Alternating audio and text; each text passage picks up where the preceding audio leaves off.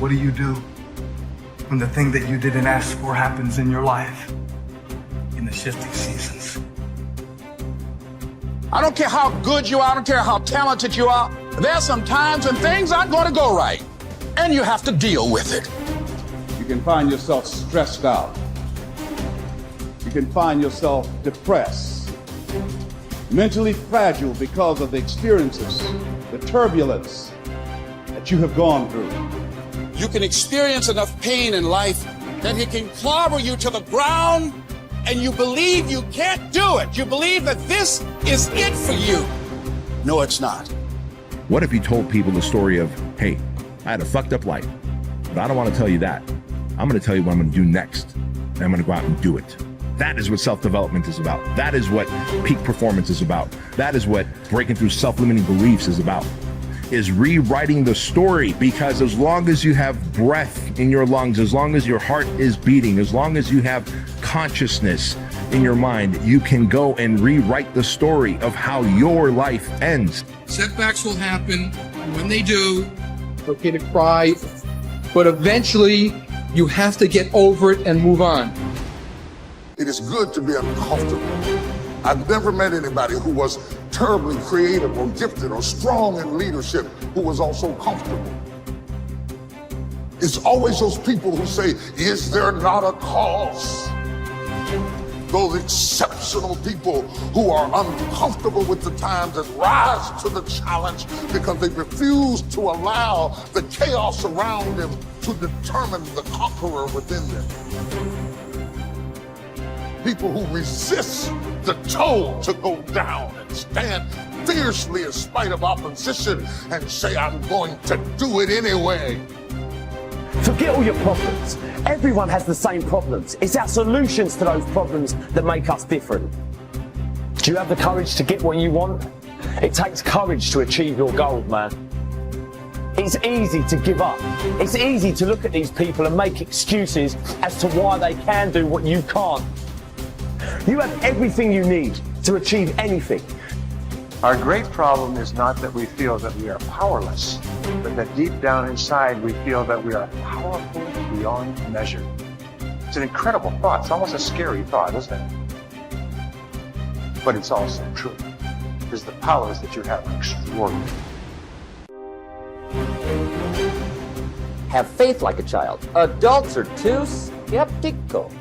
You may not be able to do all you find out. You may not be able to do all you find out, but you should find out all you can do. See, you don't want to wind up at the end of your life and discover that you've lived only 1/10 of it. And the other 9/10 went down the drain. Be curious.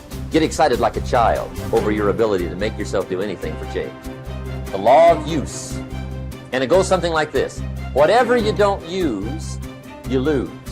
Lack of use causes loss. You lose automatically when you quit. The same thing goes for all the human virtues. Ambition, unused, declines. Strong feelings, unused, diminish. It doesn't grow. Faith, unused, decreases. It's a law. Today unused is lost. A talent unused is lost. An ability unused is lost. So here's one of the key expressions of the evening. Take a new inventory of yourself. Starting tomorrow, new project. Take a new inventory and make sure that all of your talent and ability and mentality and ingenuity and vitality and strong feelings, faith, courage, make sure that all you've got's being used. Otherwise, you lose.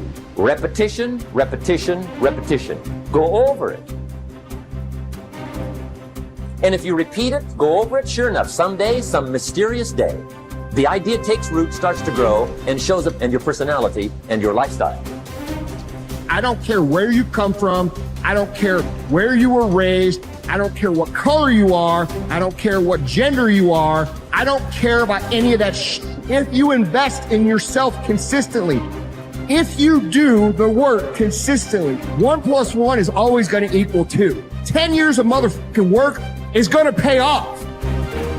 Dig deep. Take accountability for your goals, dreams, and aspirations. Ain't nobody gonna give you nothing. Ain't nobody gonna give you nothing you ain't working for.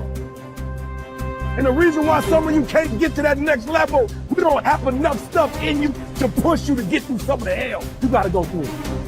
That house ain't gonna get you through that hell. That car ain't gonna get you through that hell. You only go to another level when you're on this level and you eating out of trash cans and you say, enough is enough. I'll do whatever it takes. Do you, be you, for you. Bye.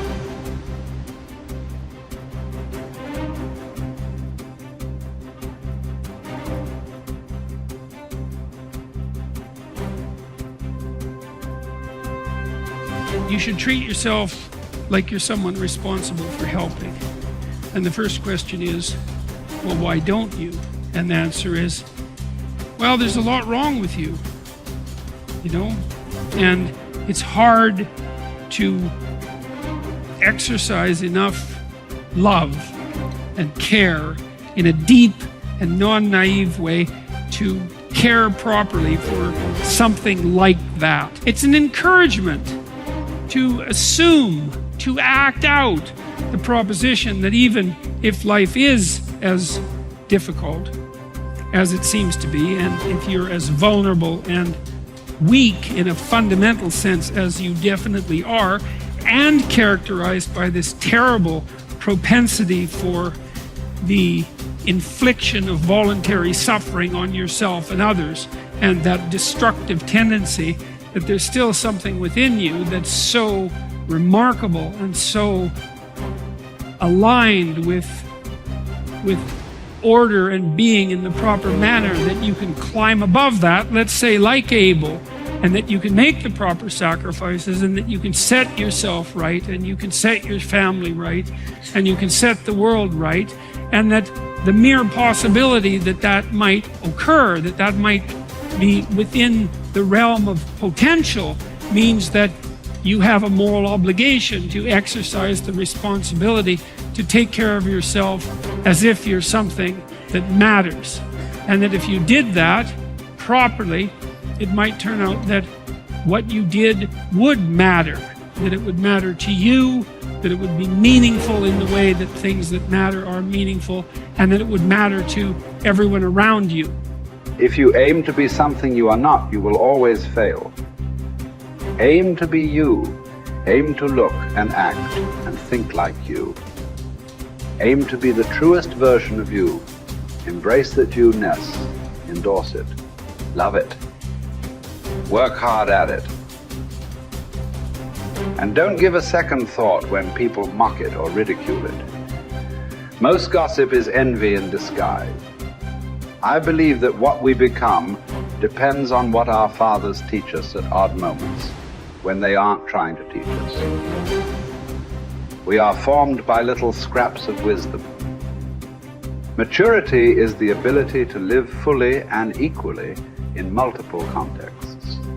Most especially, the ability, despite our grief and losses, to courageously inhabit the past, the present, and the future all at once. The wisdom that comes from maturity is recognized through a disciplined refusal to choose between or isolate three powerful dynamics that form human identity. What has happened, what is happening now, and what is about to occur. Immaturity is shown by making false choices. Living only in the past, or only in the present, or only in the future, or even living only 2 out of the 3.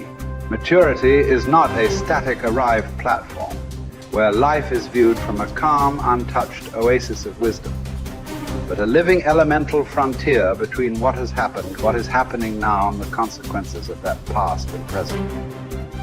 First imagined and then lived into the waiting future. Maturity calls us to risk ourselves as much as immaturity, but for a bigger picture, a larger horizon, for a powerfully generous outward incarnation of our inward qualities, and not for gains that make us smaller, even in the winning. People say that what we're all seeking is a meaningful life. I don't think that's what we're really seeking. I think that what we're seeking is an experience of being alive, so that our life experiences on the purely physical plane will have resonances with our own innermost being and reality, so that we actually feel the rapture of being alive. Believe me, there is no such thing as great suffering, great regret, great memory. Everything is forgotten, even a great love. That's what's sad about life, and also what's wonderful about it. There is only a way of looking at things, a way that comes to you every once in a while. That's why it's good to have had love in your life after all, to have had an unhappy passion. It gives you an alibi for the vague despairs we all suffer from.